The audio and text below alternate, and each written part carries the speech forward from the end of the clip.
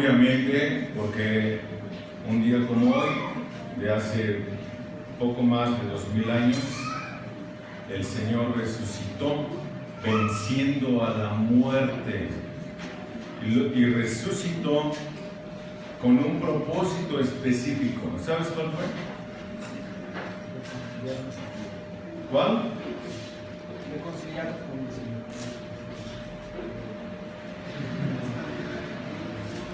¿Por qué resucitó? ¿Para qué resucitó? ¿Quién dijo eso? Para darnos vida eterna. ¿Para qué resucitó el Señor? ¿O por qué? Para cumplir las escrituras. Ok, sí, también tiene algo que ver con lo que dijeron los demás. ¿Por qué resucitó el Señor, hermano? Fue un sacrificio perfecto.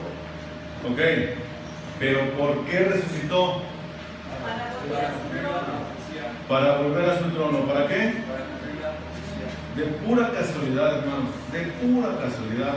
¿Ustedes han leído alguna vez, ay, de chiripada, la carta que el apóstol Pablo escribe a los romanos? Por ahí en los primeros 4 capítulos. ¿Lo han leído? ¿Sí? ¿Se recuerdan por ahí que dice? Venció la muerte.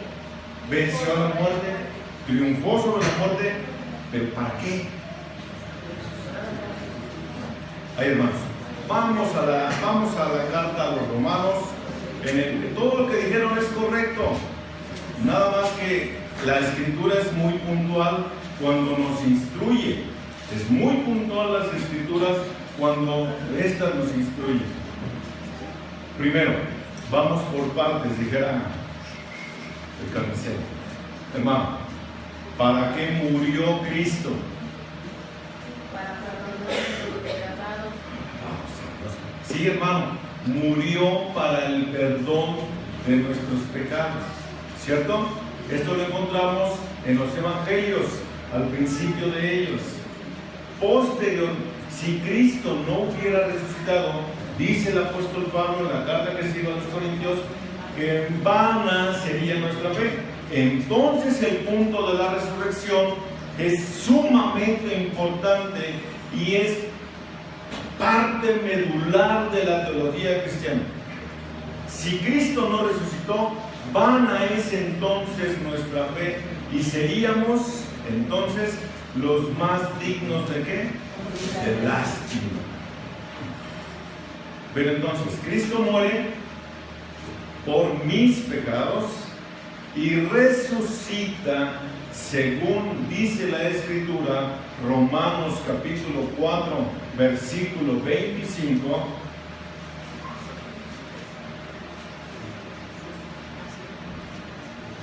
¿Para qué resucitó?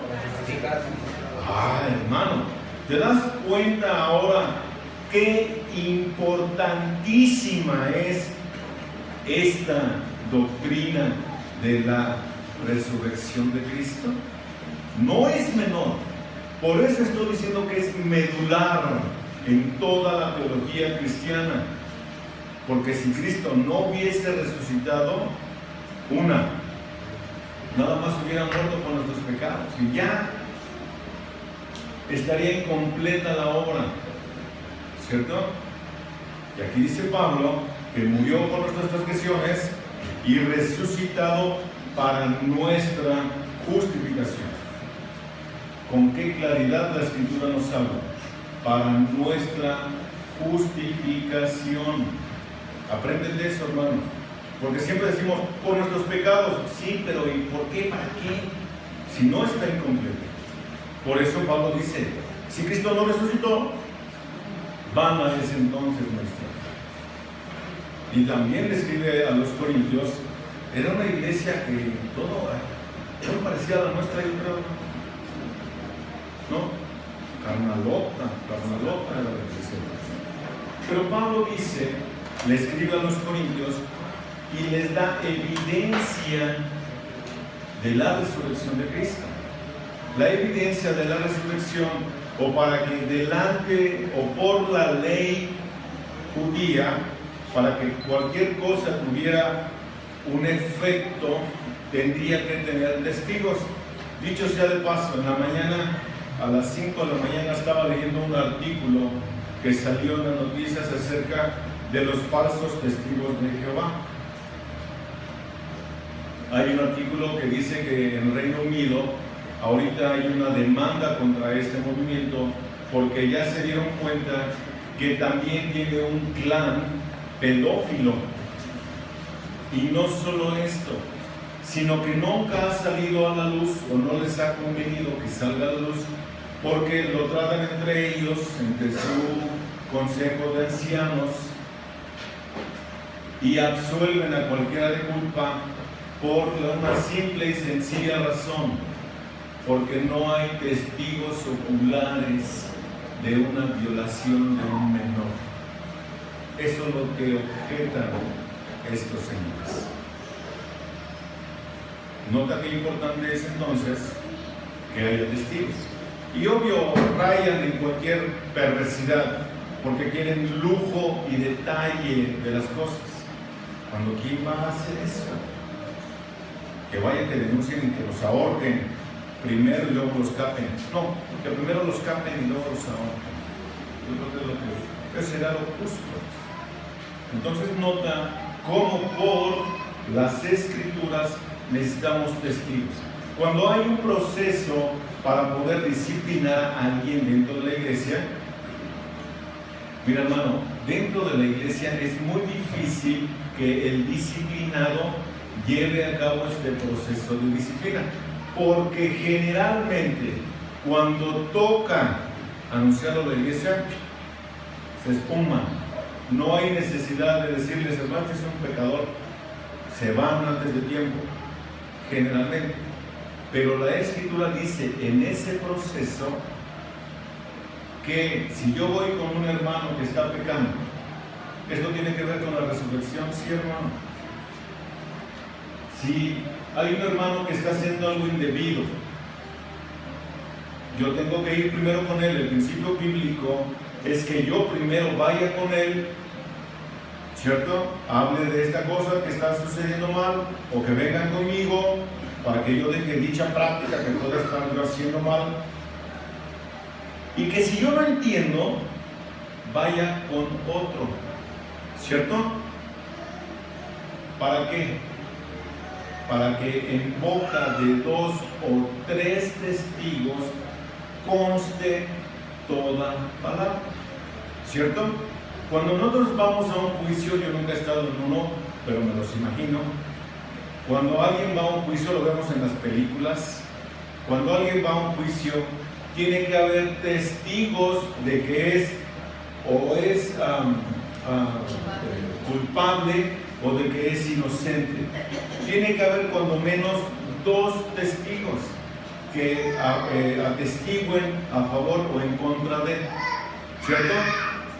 Ahora nota esto, otra vez, como cuando el Señor Jesucristo es bautizado y Juan no quiere bautizarlo, el Señor Jesús le contesta, ya deja, y échale, vamos a hacerlo, porque es justo que, o esto es necesario para que cumplamos toda justicia. Y había muchos testigos oculares de que el Señor Jesús se estaba bautizando, ¿cierto? Asimismo, hubo muchos testigos de que Cristo resucitó. El apóstol Pablo dice que cuando está escribiendo la carta a los Corintios, en el capítulo 15, dice, hay más de 500, no solamente 2, hay más de 500 que afirman con mucha precisión que Cristo resucitó. Y obviamente en aquel tiempo, dice Pablo, y muchos todavía viven, para que vayan y les pregunten si esto es cierto o no. Entonces es una doctrina cardinal de la teología cristiana, ¿cierto? Entonces vamos a ver qué dice la Escritura. Nos regresamos, por favor. Esta fue solamente la introducción para que sepamos que es la resurrección. La resurrección es simple y sencillo, volver a ponerse en pie. Eso es resucitar. Y eso fue lo que el Señor Jesús hizo. Vamos a nuestro texto, Lucas capítulo 24, versículos del 1 al 12. El primer día de la semana, muy de mañana, vinieron al sepulcro trayendo las especies aromáticas que habían preparado y algunas otras mujeres con ellas, que hallaron removida la piedra del sepulcro, y entrando no hallaron el sepulcro del Señor Jesús, del cuerpo, del Señor Jesús. Aconteció que estando ellas perplejas por esto, he aquí se pararon junto a ellas dos varones con vestiduras resplandecientes, y como tuvieron temor y bajaron el rostro a la tierra, les dijeron: ¿por qué buscáis entre los muertos al que vive? No está aquí, sino que ha resucitado. Acordaos de lo que os habló cuando aún estaba en Galilea, diciendo: es necesario que el Hijo del Hombre sea entregado en manos de hombres pecadores y sea crucificado y resucite al tercer día. Entonces ellas se acordaron de sus palabras y volviendo del sepulcro dieron nuevas de todas estas cosas a los 11 y a todos los demás. Eran María Magdalena y Juana y María la madre de Jacobo y las demás con ellas, quienes dijeron estas cosas a los apóstoles, mas a ellos les parecían locura las palabras de ellas y no las creían. Pero levantándose Pedro, corrió al sepulcro y cuando miró dentro, vio los lienzos solos y se fue a casa maravillándose de lo que había sucedido. Bendito Padre, Señor Dios Todopoderoso, agradecemos el poder tener tu palabra en nuestras manos y agradecemos el poder, Señor, meditar en ella. Te rogamos en el nombre de Cristo que tu Santo Espíritu, amado Padre, nos ayude a poder comprender cada una de estas verdades. Ayúdanos, Padre, a gozarnos de saber que Cristo venció a la muerte y que nosotros somos beneficiados por medio de la resurrección de Él. Ayúdanos, Dios, por favor. Ayúdanos. Te lo rogamos en el nombre de Jesús, nuestro Salvador. Amén. Muy bien, hermanos, pues la resurrección de Cristo es anastasis, que denota un levantamiento. Ana, arriba, y histemi, poner en pie. Entonces es simple y sencillamente, estás acostado y te levantas. Obviamente el que no tiene vida vuelve a tomarla. En el caso de Cristo, recuerden las palabras de Cristo: no me la quitan, yo mismo la pongo, pero yo mismo la vuelvo a tomar. ¿Ok? A él nadie se la quitó, a él nadie se la da, él la tiene en sí mismo para llevar a cabo este proceso de resurrección o de proceso de salvación completo que tú y yo necesitamos. Entonces también habla de la resurrección de entre los muertos. Esta palabra anastasis habla de la resurrección espiritual de entre los muertos. Obviamente el primero es Cristo, según Hechos en el capítulo 1. Hermanos, vamos a estar viendo muchos textos. Te ruego que te pongas ahí súper listo, no te duermas. Sé que algunos tienen la costumbre de dormirse en este horario, pero por favor, hermano, si levanto la voz y te despierto, ruego me perdones. Lo voy a hacer con cuidado, hermano. Hechos en el capítulo 1, versículo 22, comenzando desde el bautismo de Juan hasta el día en que de entre nosotros fue recibido arriba, uno se ha hecho testigo con nosotros de su resurrección. ¿Ok? De aquellos que son de Cristo, o sea, nosotros, hablando o haciendo alusión específicamente a la parusia. Acuérdate de la parusia, cuando Cristo venga por nosotros, los que ya estemos muertos, resucitaremos primero, luego los que estén vivos recibirán al Señor en el aire. Esto es lo que encontramos en la Escritura, ¿no es cierto? Y luego del resto de los muertos del fin del milenio. O sea que hay resurrección de muertos, por supuesto que sí. Y va a haber, por supuesto que sí. Si no, tú y yo, ¿qué esperanza tendríamos? ¿Cierto? ¿Qué esperanza podríamos tener de estar aquí aburridos escuchando a un pastor que ni carisma tiene, que me está leyendo un libro, que no tiene cuentito, que no tiene muñequitos? Qué aburrido sería la vida, hermanos. Pero por cuanto tenemos esperanza de resurrección, estamos aquí, ¿no es cierto?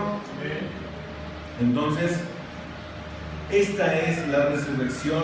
Esto es lo que conlleva todo lo que nosotros vamos a aprender en esta mañana, ya casi tarde. Llevo una hora aquí arriba. ¿A poco sí que llevo una hora aquí arriba? Hermano, apúrate. Entonces, voy a hacer esto muy rápido, hermano, con mucha atención. Apenas voy a empezar. ¿Qué es lo que está pasando cuando Cristo muere? Es sepultado. ¿Qué pasa afuera mientras Él está allí? ¿Qué es lo que pasa? A fines de marzo y comienzo de abril del año 33 de Cristo, un número insólitamente grande de embarcaciones había empezado a llegar al puerto de Cesarea y a las otras ciudades marítimas de Judea. Venían repletas de pasajeros que después de desembarcar emprendían el viaje de aproximadamente unos 50 kilómetros tierra adentro hacia la vieja ciudad de Jerusalén. Todos los caminos que llevan a esa ciudad quedaron congestionados de viajeros. Imagínate la escena. La gente avanzaba hacia la vieja capital de Judea, no solo desde los puertos marítimos, sino por el sureste de África, por el este de Asiria y por el norte, desde Asia Menor y de Europa. De todas partes llegaban a este lugar. Los judíos habían venido celebrando esta temporada de fiestas desde ya hacía casi aproximadamente 1500 años. El típico judío tenía una comprensión bastante clara del ritual de la Pascua como un recordatorio a Israel de una promesa muy importante: el Mesías. El Mesías. La gran celebración siguiente a la Pascua, con mucha atención, era la fiesta de las primicias. Su significado espiritual era mucho más oscuro que el de la misma Pascua. No sabían. Así como puede suceder que ahorita alguien no entienda bien lo que es la celebración de la Santa Cena. Por eso nos detenemos a explicar. Porque si no va a decir, quién sabe, pero sabían re bueno la galletita y el cubito de uva. La mayor parte de la gente de aquel tiempo, como la de hoy, sabía tan solo que la misma tenía que ver con la siembra anual de los cereales y nada más. Las primicias o primeros frutos era una celebración que se efectuaba durante el tiempo de siembra de los cultivos. Eso lo encontramos, no lo busquen, en Levítico, en el capítulo 23, versículos del 15 al 21. Así, si Dios les concedía una buena temporada de siembra y después de una buena siega, eso significaba un buen año para Israel.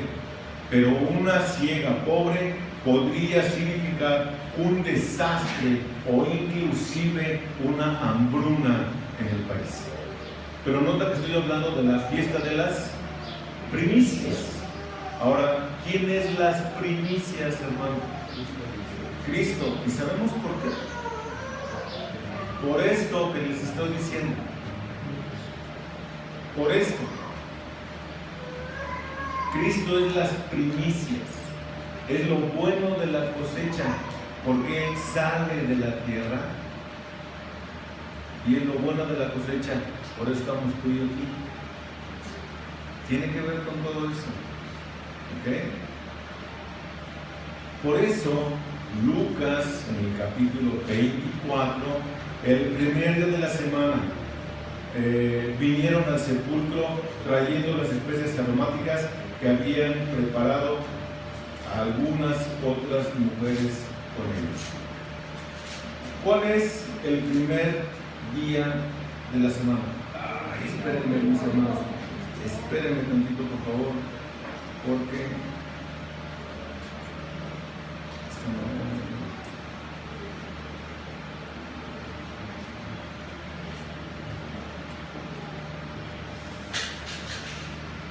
Ok.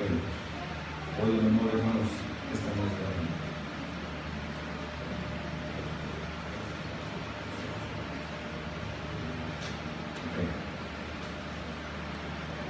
El primer día de la semana es el domingo. Nosotros tenemos un calendario solar. El calendario judío es un calendario lunar. Pero, casualmente, la mayoría de los calendarios se rigen conforme al calendario que marca la Escritura.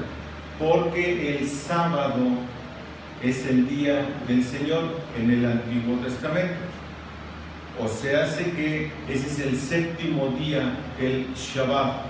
A partir de las 6 de la tarde del sábado empezaba el primer día de la semana, que es el domingo. Aunque trabajes tu semana inglesa, que es de lunes a viernes, la semana comienza el domingo. Hoy para nosotros comienza a las 12 del día. A las 12:01 de la noche comienza el domingo, ¿no es cierto?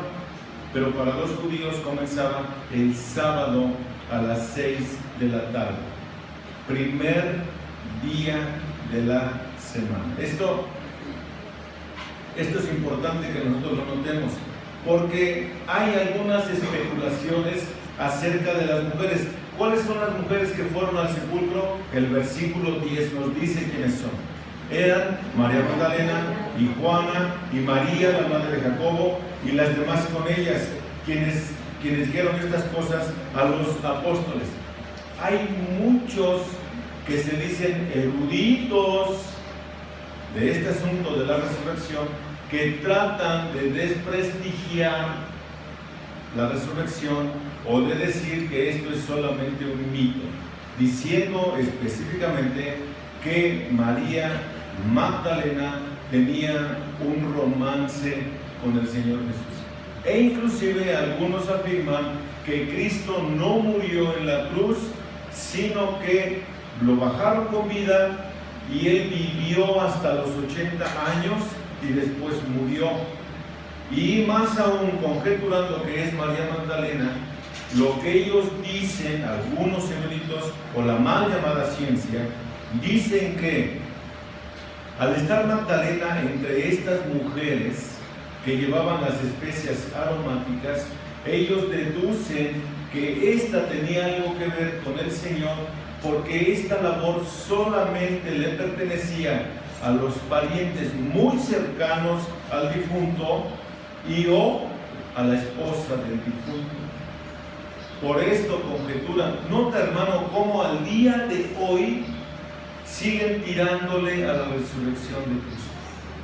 Por eso mencioné al principio que el apóstol Pablo dice que hay más, o en aquel tiempo había más de 500 testigos que podían avalar, todavía muchos vivos, efectivamente la resurrección de Cristo. ¿Cierto? Esto es importante. Hoy, al día de hoy, le siguen tirando a esto. ¿Qué fue? ¿Por qué no creyeron cuando el Señor resucita? ¿Por qué no creen? Porque los judíos, el Sanedrín, compraron a los guardias, ¿te acuerdas? Les dieron una lana para callar su boca y que dijeran que el cuerpo había sido robado por sus apóstoles. ¿Te acuerdas de eso? ¿Cómo todo esto envuelve a la resurrección de Cristo? El primer día de la semana es un par de horas del viernes, el primer día, para que fueran 3 días conforme a las Escrituras, serían un par de horas del viernes, porque el sábado comenzaba a las 6 de la tarde del viernes. ¿A qué hora aproximadamente muere el Señor del viernes? A las 3 de la tarde. en lo que intercede José de Arimatea con Poncio para que le dieran el cuerpo y le pudiera dar cristiana sepultura. Esa es la cristiana sepultura. Recuerda que la narración del texto en Mateo nos dice que no hubo tiempo de preparar el cuerpo, no hubo tiempo de embalsamarlo. ¿Te acuerdas de eso? Por eso cuando ellas llegan, aquí en el versículo 1, cuando ellas llegan a querer llevar las especies aromáticas, porque después de 3 días, dice el dicho, ¿qué? Exacto, había que ir a preparar el cuerpo, pero ellas no recordaban lo que ya había pasado antes. ¿Te acuerdas cuando el Señor entra a la casa de un publicano? ¿Qué pasa ahí con él? Allá en Mateo, en el capítulo 26, si mi memoria no me traiciona, ahora se los voy a decir de memoria, hermanos, porque esta es la predicación que no era. Pero en Mateo, en el capítulo 26, nos dice que entró a la casa, se sienta y es, ¿cómo se dice? Ungido con un perfume muy caro. ¿Te acuerdas de esto? Y el Señor dice, esta hizo esto, ¿para qué? Para mi sepultura. ¿Por qué? Porque no iba a haber tiempo de bajarlo, de ungirlo, de prepararlo, de embalsamarlo. No iba a haber tiempo. Por eso muere aproximadamente a las 3 de la tarde, en lo que va José, intercede con Pilato, regresa, lo bajan y lo llevan a la tumba. No había tiempo. Todo tenía que ser muy rápido. El segundo día corría desde las 6 de la tarde del viernes hasta las 6 de la tarde del sábado. El tercer día comprendía las horas restantes hasta el momento para nosotros desconocido, cuando el Señor salió vivo de la tumba. Dice que al rayar el alba, con estos cambios de horario, puede ser a las 5 de la mañana, según donde te encuentres, según la raya del Ecuador, ¿no? Según donde te encuentres, pero al rayar el alba, ¿qué hora se amanece aquí? A las 6. A las 6 ya se ve, dice que era muy tempranito. Inclusive esta costumbre tienen algunas iglesias de hacer su servicio de resurrección a las 6 de la mañana, que es cuando raya el alba. Pero si no llegan a las 10, tampoco a las 6 van a llegar, hermano. Por eso no somos así. Entonces, dice en el versículo 2 y 3, y hallaron removida la piedra del sepulcro, y entraron y no hallaron el cuerpo del Señor. No hallaron el cuerpo del Señor. Hay muchas pruebas de que Jesús realmente fue sepultado. Primero tenemos que saber que fue sepultado. En la predicación primitiva, allá en Hechos, pongan un separadorcito allí, mis hermanos, en Hechos, en el capítulo 13, versículo 29, Hechos 13, 29, que dice, y habiendo cumplido todas estas cosas que de él estaban escritas, quitándolo del madero, lo pusieron ¿en dónde? En un sepulcro. O sea, lo quitaron del madero, recuerda, hermano, que no bajaban a nadie que no estuviera verdaderamente muerto. Por eso, para acelerar la muerte en algunos casos, había que quebrarles las piernas para que se colgara el cuerpo y muriera de asfixia. Por eso dice que al Señor las piernas no fue necesario quebrarlas, ¿cierto? O tenemos que constatar que fue sepultado, por supuesto, Romanos capítulo 6, versículo 4. Romanos capítulo 6, versículo 4. Porque somos sepultados juntamente con Él, ¿con quién? Con Cristo, para muerte por el bautismo. Obviamente está hablando de la identidad que tenemos con Él cuando nosotros bajamos de las aguas bautismales, a fin de que como Cristo resucitó de los muertos por la gloria del Padre, así también nosotros andemos en vida nueva. Y por supuesto que los evangelios afirman el relato de que el Señor fue sepultado. En un sitio reconocible también lo encontramos esto en Marcos en el capítulo 15, versículo 47. Marcos capítulo 15, versículo 47. Y María Magdalena y María la madre de José miraban dónde ¿qué? Lo ponían.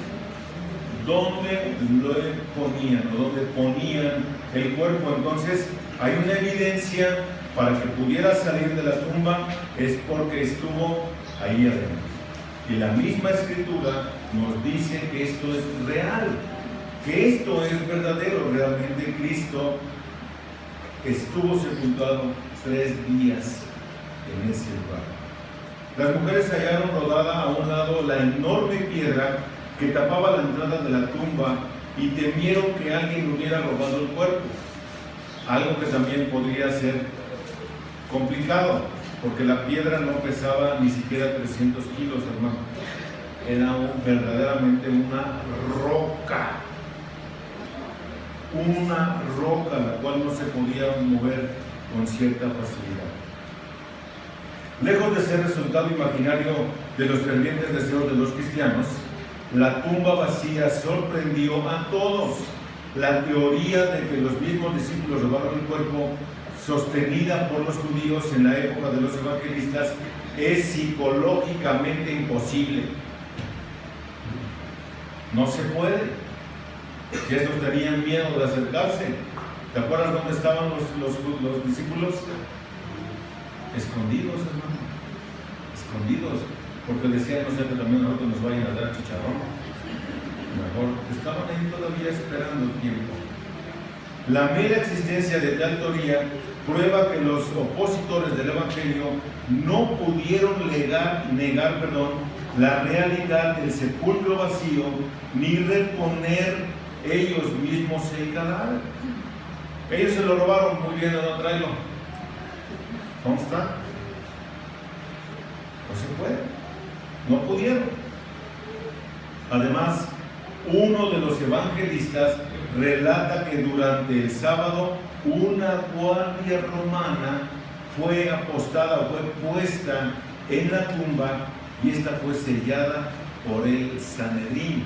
Esto lo encontramos en el Evangelio según Mateo, capítulo 27, versículo 62.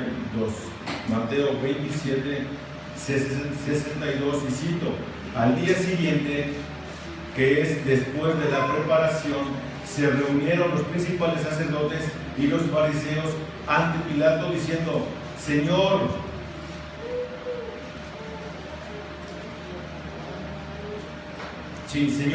nos acordamos que aquel engañador dijo, viviendo aún, después de 3 días resucitaré.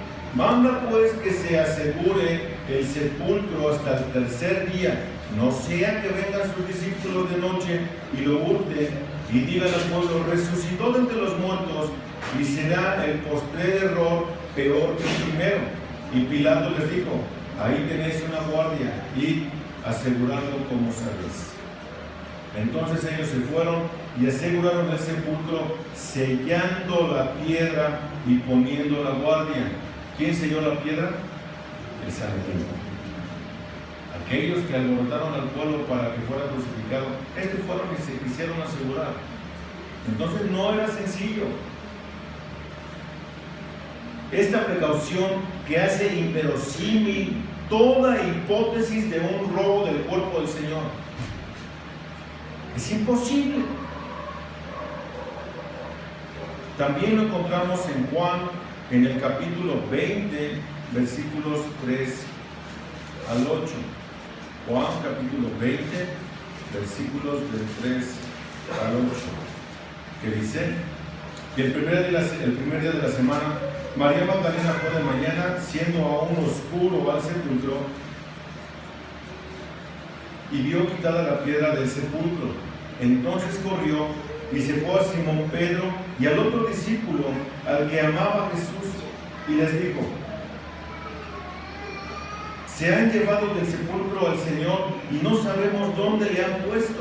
Y salieron Pedro y el otro discípulo y fueron al sepulcro. Corrían los dos juntos, pero el otro discípulo corrió más a prisa que Pedro. Y llegó primero al sepulcro. Y bajándose a mirar, vio los lienzos puestos allí, pero no entró. Luego llegó Simón Pedro tras él y entró en el sepulcro y vio los lienzos puestos allí y el sudario que había estado sobre la cabeza de Jesús, no puesto con los lienzos, sino enrollado en un lugar aparte. Entonces entró también el otro discípulo que había venido primero al sepulcro y vio y creyó, porque aún no habían entendido las Escrituras que era necesario que Él resucitase de los muertos, y volvieron los discípulos a los suyos. Aquí están las evidencias, los testigos, ¿cierto? El énfasis de los evangelios, pues, en la tumba vacía indica que los primeros cristianos entendían la resurrección en términos corporales. Como judíos, no concebían una resurrección espiritual que dejara el cadáver en los brazos de la muerte. Aparte de todo, otra evidencia muy clara es cuando están en el aposento, ¿te acuerdas? ¿Y qué pasa con los que se espantan? Es un fantasma. No se espanten, denme de comer. ¿Un fantasma le da hambre? ¿Cómo? Mete tu dedo aquí para que veas que yo soy. Métele acá también para que veas que tócale. Ay, sí es. No. Hay evidencias claras de que el Señor resucitó de entre los muertos. Es las primicias, es el primogénito. Todos los que resucitaron antes de la muerte, que los resucitó el Señor, esos todos volvieron a morir. Cristo resucitó para vida eterna, y esta es la garantía que tú y yo tenemos de esto. ¿Por qué tenemos vida eterna? Porque Él resucitó para vida eterna. Esto no es tan complicado. Dice el versículo 4, aconteció que estando ellas perplejas, atónitas, sin habla se quedaron. Porque no solamente encontraron el sepulcro vacío, nota lo que encontraron ahí adentro, nota. Aconteció que estando ellas perplejas por esto, he aquí se pararon junto a ellas dos varones con vestiduras resplandecientes. Y como tuvieron temor y bajaron el rostro a tierra, les dijeron, ¿por qué buscáis entre los muertos al que vive? ¿Por qué tuvieron miedo? Una, pues porque están buscando al Señor. Y de repente se te aparecen dos parados, pues a quién no le va a dar miedo. Pero no solo eso, sus vestiduras resplandecían. La palabra usada aquí como resplandeciente es luque, que tiene la idea de ser un blanco muy, muy, muy brillante. Esta es la idea. Esta es la razón por la cual estas mujeres bajan el rostro. ¿Ok? Y como tuvieron temor y bajaron el rostro, hay dos razones. Una, el blanco resplandeciente, y dos, por el temor. ¿Por qué buscáis entre los muertos aquí? No lo busques aquí, ha resucitado. Él resucitó. No está aquí, sino que ha resucitado. Acordaos de lo que os habló cuando aún estaba en Galilea. Acuérdate de lo que... Si a ella se les olvidó que lo escucharon del Señor, ¿cuánto más no se nos va a olvidar a nosotros, a ti y a mí, que somos, híjole, que a veces ni leemos, pues se nos olvidan, ¿no? El asunto está que se nos olvida leer, por eso no sabemos dónde están las cosas. El Señor habló a menudo de su sufrimiento y pasión venidera, pero no dejó de incluir la nota de triunfo final. Nunca la escondió. Va a padecer, voy a padecer, pero voy a resucitar. Él venció a la muerte, como dijo Adri al principio. Venció a la muerte, por supuesto que la venció. Por eso tú y yo estamos acá, hermano. Por eso tú y yo tenemos la garantía de la vida eterna. Por eso tú y yo debemos de comportarnos como hijos de Dios. Para dar evidencia de aún el lenguaje figurado tomado del Antiguo Testamento y del judaísmo posterior implica que Dios a la larga iba a reivindicar públicamente al justo sufriente. Lo encontramos en el Antiguo como en el Nuevo, ¿cierto? Porque en el Antiguo Testamento encontramos frases como hijo de hombre, siervo de Jehová. En el Nuevo Testamento encontramos hijo de Dios. Este realmente era ¿quién? El hijo de Dios.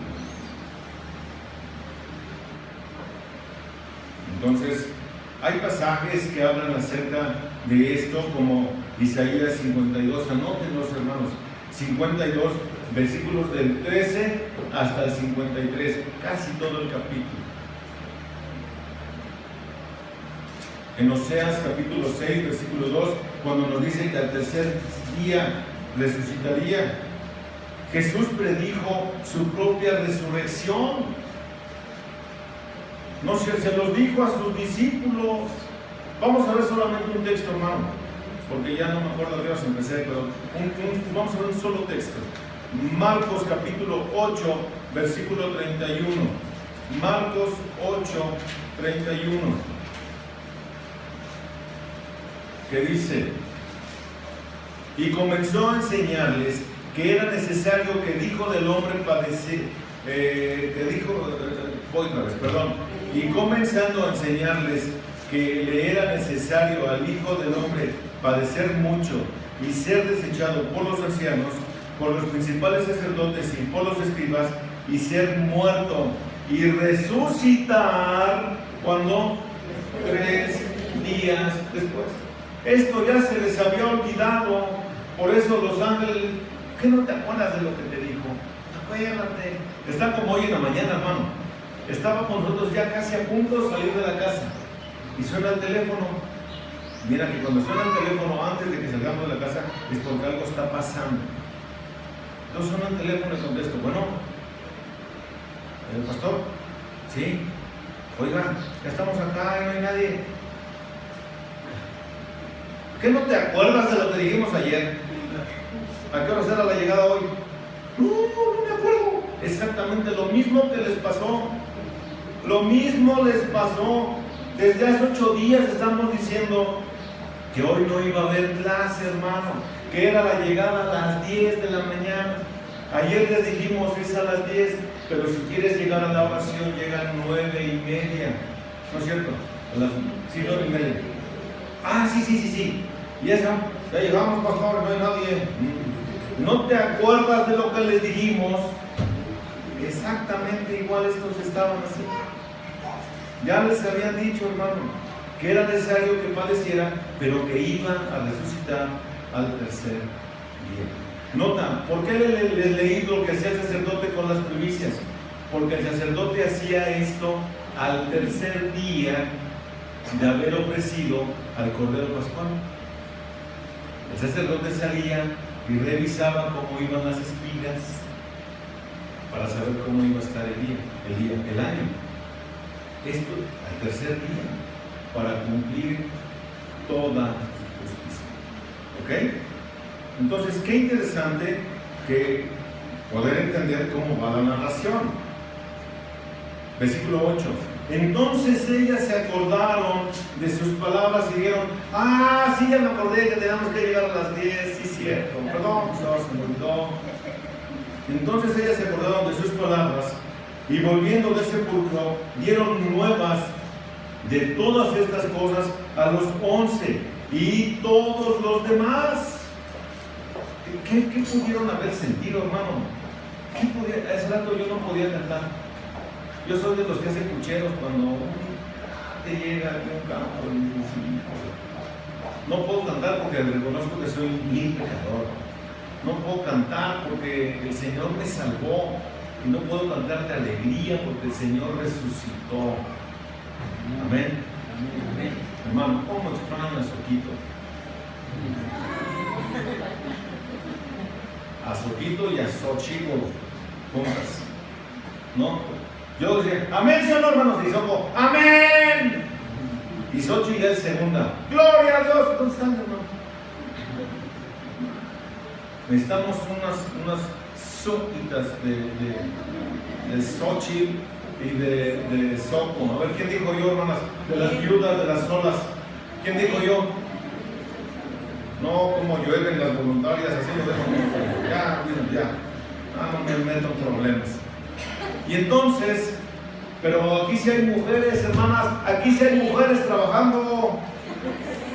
Fíjate lo que dice el versículo 10, por si nunca lo has leído, no te lo dice. Y estas que fueron al sepulcro para ver lo del Señor, para que no pediera, eran María Magdalena. ¿Quién era Magdalena, hermano? La prostituta, la que había sido sorprendida en el acto mismo del adulterio, ¿cierto? Y la que cuando el Señor empieza a escribir y que esta fue sorprendida, ¿y dónde estaba el Chadán? La famosa la podría. Fíjate cómo es el hombre, Llevan solamente a la mujer. Pero no solo eso, hermano. El que esté libre de pecado, sonraje la primera pedrada. Órale. Yo ni los voy a ver porque no traigo quiénes. Y sigue escribiendo, ¿no es cierto? Y cuando volteó el Señor, ¿qué ole? ¿Dónde estaban los que te acusaban? Ni yo te acusé. ¿Quién era la que le pone el perfume al Señor? ¿Quién era cuando entra a la casa de aquel publicano y le empieza a enjugar sus pies con sus lágrimas y sus cabellos? Y dice el Señor, el que mucho ama es porque mucho le fue perdonado. Y el que ama poco es porque cree que no había hecho nada. Necesitamos hermanas que colaboren con esto. Necesitamos hermanas de oración. Eso es soco, hermano. Y yo se los dije hace 8 días. Hace 8 días, hace 15. Hace 15, ¿verdad? Que la presentamos. Más bien que la despedimos. Yo les dije, es una columna de la iglesia, de nuestra iglesia. Se los dije, ¿sí o no, hermanos?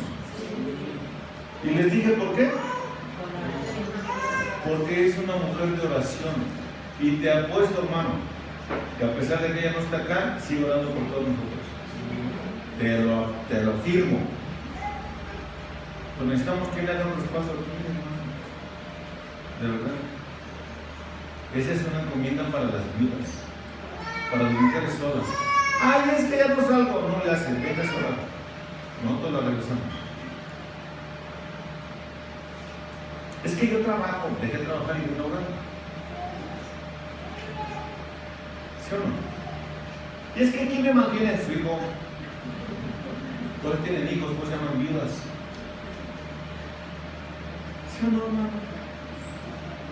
Qué trabajo tan hermoso hacía Soco. Esta viejita que yo decía, amén, amén, hermano. Ya les traigo, hermano.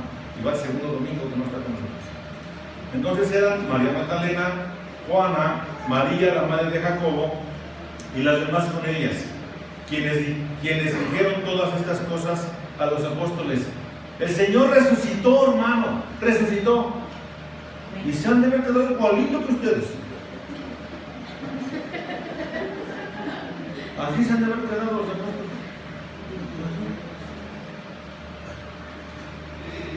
¿Qué han de haber sentido los apóstoles?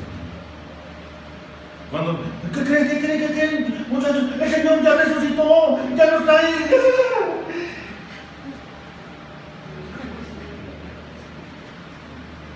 Y otros hasta así. Esperando algo. El Señor resucitó, hermanos. Amén. Alabado sea. Mas a ellos les parecían locura las palabras de ellas y no las creían. Pero levantándose Pedro, este era impulsivo, muy impulsivo, corrió al sepulcro y cuando miró dentro, vio los lienzos solos y se fue a casa maravillándose de lo que había sucedido.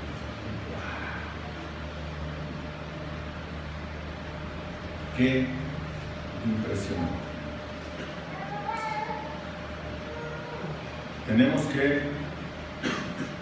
poner mucha atención en esto, hermano, porque si Cristo resucitó, nosotros también resucitaremos con Él. Amén. Por eso dicen algunos que la predicación es locura. Pues claro que es locura, pero es que también locura. Es locura, pero locura de su locura. Sí, hermano. Te hace la persona más cuerda que puedas conocer. Porque cuando el Evangelio es locura, locura. ¿Sí o no? Esto es lo que se dice. ¿Podemos entender la resurrección, hermano? ¿Lo podemos ver con claridad? ¿Lo creemos? Más aún, ¿lo vivimos? Yo espero en Dios que sí, hermano. Y que seamos una iglesia con un gozo y una efervescencia por ir y predicar el Evangelio. En esto consiste la celebración de la Santa Cena, en acordarnos todas las veces que sea necesario lo que padeció y acordarnos que resucitó de entre los muertos para tu salvación y la mía, que tenemos vida eterna en Cristo, que la garantía de promesa ahí está cumplida. Por eso tenemos el Espíritu Santo como garantía de que Él volverá por nosotros. Él lo dijo así allá en Juan, ¿no es cierto? Así que, hermano, vivamos para la gloria de Cristo. Amén. Vamos a orar y después de orar voy a poner un canto igual que la semana pasada, pero ahora de la resurrección. Así que pónganle atención y escúchenlo con detenimiento después de la oración. Bendito Padre, te damos muchas gracias por tu palabra, gracias por tu amor, por tu bondad, Señor. Gracias porque Cristo venció la muerte, derrotó a Satanás en la cruz del Calvario y Él sabe que está destronado, que está derrotado más bien cuando Cristo resucita de entre los muertos y que cada uno de nosotros hemos alcanzado la vida eterna que se halla en Cristo. Muchas gracias, Señor, muchas gracias. Ayúdanos a vivir de tal forma que podamos impactar a este mundo que aún no quiere conocer. En el nombre de Jesús oramos, eterno Padre. Amén. Gracias, hermanos, que Dios les bendiga. Corre el canto a Inés, por favor.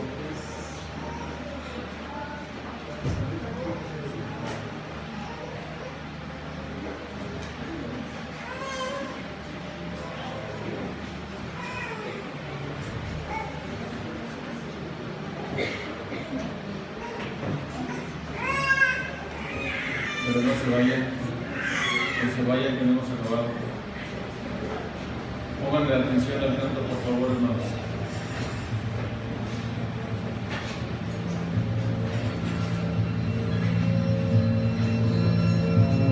Solo dicen que estaba y miraba alrededor, muy cansado me encontraba por la noche anterior, larga y silenciosa y conmigo aterrador de pensar que no llegaría